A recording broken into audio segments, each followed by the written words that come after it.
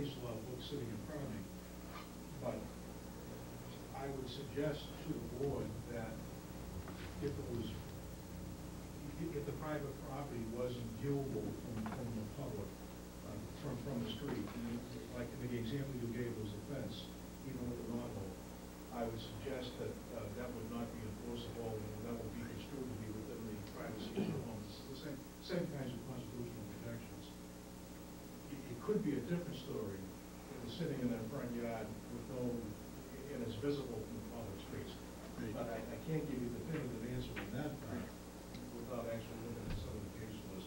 And some of the case law may be relative to public drinking. I think that's Chief, exactly. That's what I would equate it to. And unless you're on public property, a sidewalk, you can't charge an individual with public drinking in public.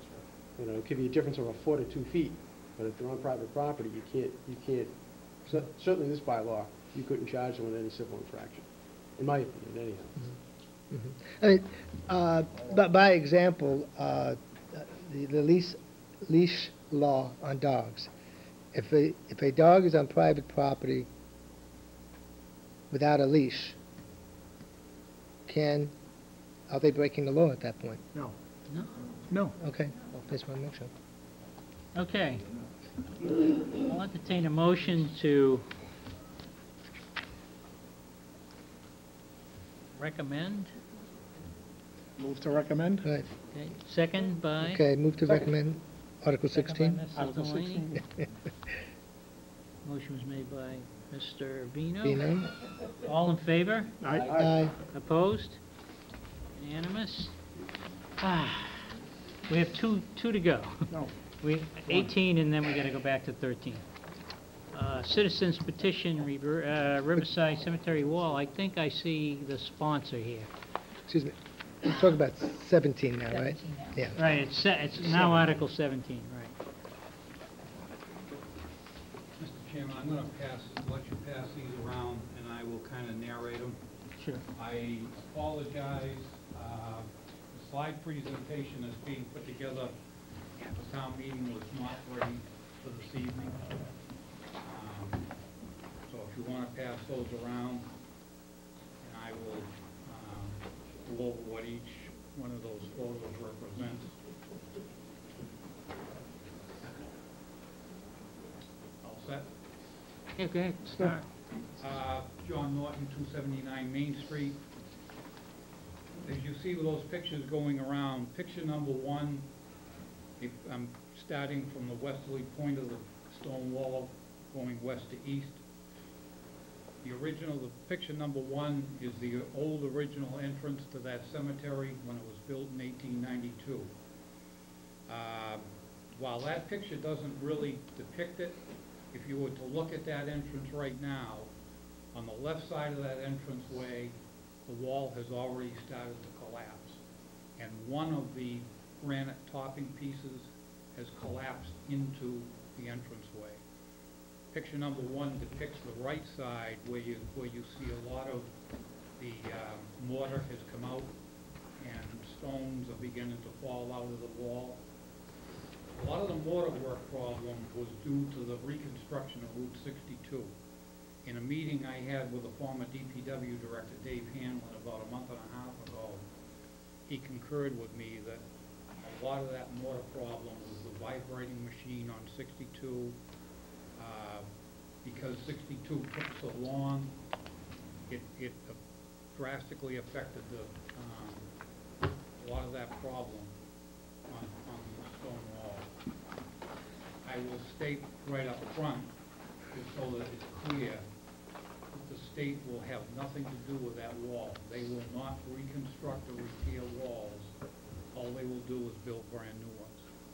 Dave Hanlon already tried that and was told no. Hence this article tonight, because it was on as a capital item last year. I don't know the mechanism for why it was taken off, but it was taken off. Last year it was $36,000, and the wall was not in quite as bad a shape as it is now. Every year goes by, the wall gets worse, and the price goes up. We're at $40,000 this year. Picture number 2 Again, starting at the west to east, shows one of the worst bulging sections. Photo number 3 shows there are 3 actual areas between the original entrance and the middle of the wall, which is the stairway, which is where the original wall ended. There are 3 very severe areas in there right now. I would say 2 of them are on the verge of collapse. And what you have to be cognizant of, that section of the wall is right at sidewalk edge. There are a lot of people that walk that sidewalk, jog that sidewalk. I know because I take care of the gardens at the entrance. So I see a lot of people there all the time.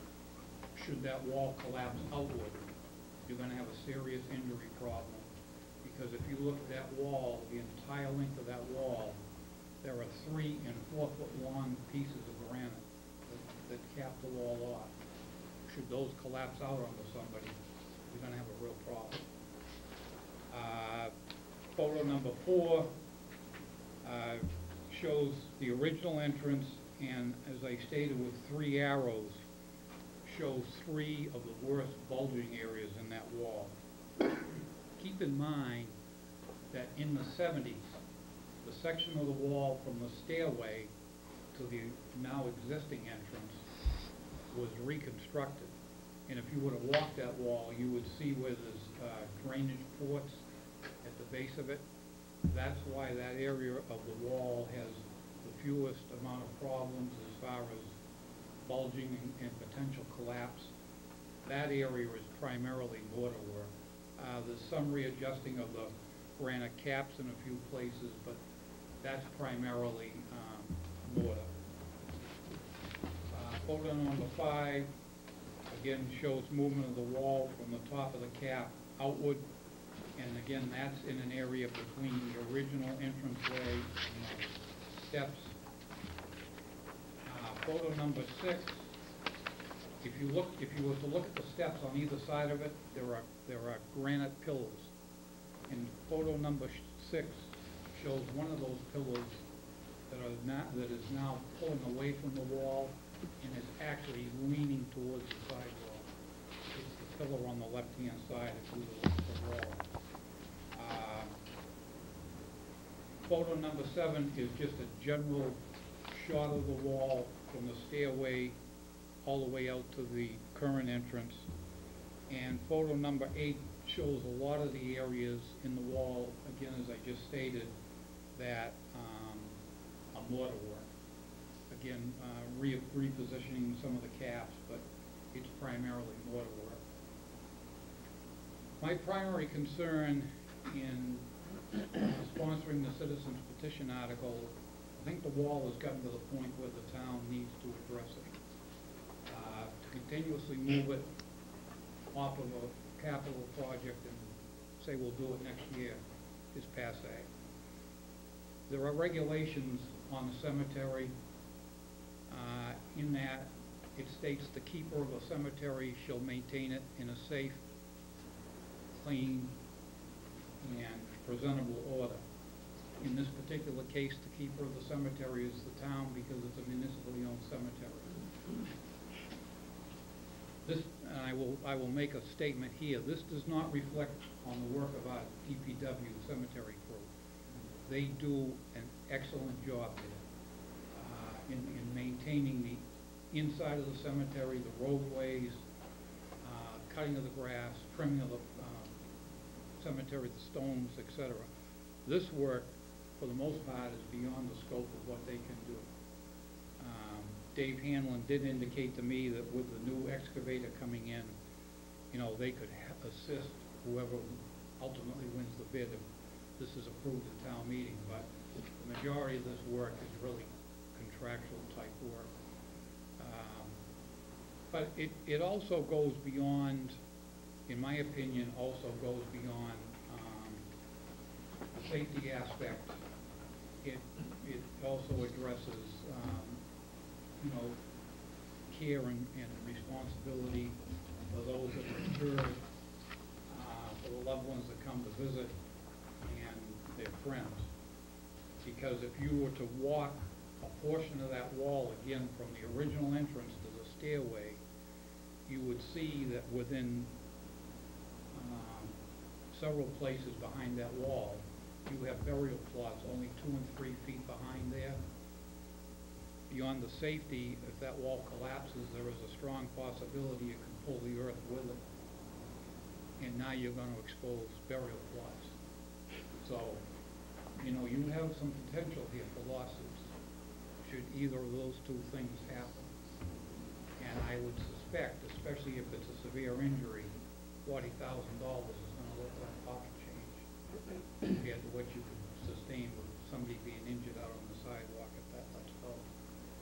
John, a few questions. Sure. You mentioned at the beginning of your presentation that the state would only pay for new walls. That is correct. Was there an opportunity to put a new wall in there when No. 62 was? Because that wall existed. Okay. And Had that wall not existed, the state would have built a new wall. would there have been an issue if they were going to put a new wall in there versus the historic aspect of that wall, or? No. No, okay. There wouldn't have been any- All right, so that was not an issue. Second thing is, in the DPW capital plan, I know last year we skipped over it, we didn't have the funds, we were short in free cash. But when we looked at it this year, and it's not recommended for this year, it's budgeted at $60,000. So I guess it raises a question as to, you know, what's the right number for repairing the wall? See, that I cannot address because this is the first I knew of that figure. So- Today was actually the first I knew. When Dave Hanlon and I had a meeting, probably about the first part of August, when I based that figure of 40,000, it was based on an estimate that had been given, actually at 39.5. I just rounded it out to 40,000. Dave said that there was probably a potential of maybe a couple of extra 1,000, 3,000, and it might be over. But that was when he made the statement that with the new excavator, the mini excavator, you know, DPW could assist in some of the work to keep the price at 40,000. First, I think today of anything up to it. Well, John, we have a new DPW director. Right. Dick is sitting back there, and I guess Share the perhaps... photos with him? Huh? Did you share the photos with him? Not yet. I did it. You've seen it, okay. I guess what I'd like to do is, and I would recommend to the board that we make our recommendation for this article at town meeting and ask our DPW director to take a look at the wall and see if we can get an estimate, you know, to find out, you know, the difference between what Dave had in there recently and what John is asking for. I hate to go to town meeting and then have town meeting approve $40,000 and we're short and have to come back for more. Dick? I'll be glad to. Just from personal experience, I had a home with stone walls and to build a wall like that, it's like $300 a linear foot. So I personally think, just gut feel right now without looking at 60,000 is too low. They're not talking about building a whole new wall, they're talking about repairing it. It's actually more expensive to tear it apart, put it back together with all the mortar. It's more labor. It's the labor to physically take the big blocks down, chip stuff off, mortar it back together. It's actually more labor intensive than building a wall if you step it up. So my gut feel is, right now, without looking at it, 60,000 is too low. Mr. Chair? Yes. Mr. Ewing. Would, looking at the pictures, and I've never built stone walls in my life, but is there any pointing that can be done to the, Well, there's some pieces here where when you think pointing, I think you got a brick wall, you got a little crack. You got to chip out large sections of the concrete or mortar to do it properly, and then the drainage, as you mentioned. The reason this is happening is that the vibration will wash behind it with the trees and stuff. So there's other. Now, there's sections of it being pushed right out. So I'm just as gut feel. I just literally found out about this today. I drove by it when I was going home. It doesn't need some work. some of the legal aspects seem